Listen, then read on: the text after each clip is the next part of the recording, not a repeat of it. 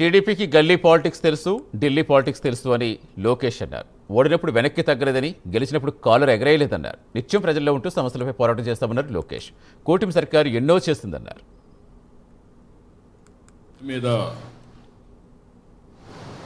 పత్రాలు లాగాలనుకున్నప్పుడు తొడగొట్టి మీసాలు మెలేసి రా రా అని చెప్పిన మన అంజిరెడ్డి తాతనే మీ లోకేష్కి స్ఫూర్తి. అంతేకాదు మెడపై కత్తి పెట్టి వాళ్ళ నాయకుడికి జై చెప్పమంటే జై తెలుగుదేశం, జై చంద్రబాబు చెప్పి ప్రాణాలు కోల్పోయిన తోట చంద్రయ్యనే నాకు ఒక ఆదర్శం. పల్నాడులో ఏకంగా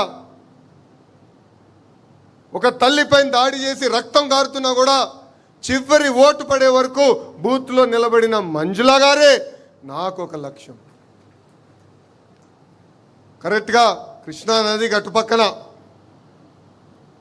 గాంధీ గారు అని ఒక సీనియర్ నాయకుడు ఉన్నారు.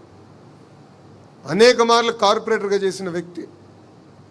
వాళ్ళ నాయకుడిని నిలదీస్తున్నాడని ఏకంగా కంటి చూపు పోయే విధంగా పొడిశారు. అయినా కూడా ఎత్తిన పసుపు జెండా దించకుండా, మడుమ తిప్పకుండా జై తెలుగుదేశం అన్న గాంధీ గారే నాకు స్ఫూర్తి. కోటి సభ్యత్వాలతో రికార్డులు మనందరం బద్దలు కొట్టాం. కార్యకర్తల సంక్షేమమే ఒక లక్ష్యంగా పెట్టుకుని మనందరం పనిచేసాం. గతంలో ప్రమాదంలో ఎవరైనా చనిపోతే 2 లక్షల రూపాయలు వచ్చే బీమాని ఏకంగా ఈరోజు 5 లక్షల రూపాయలు మన పార్టీ చేసింది.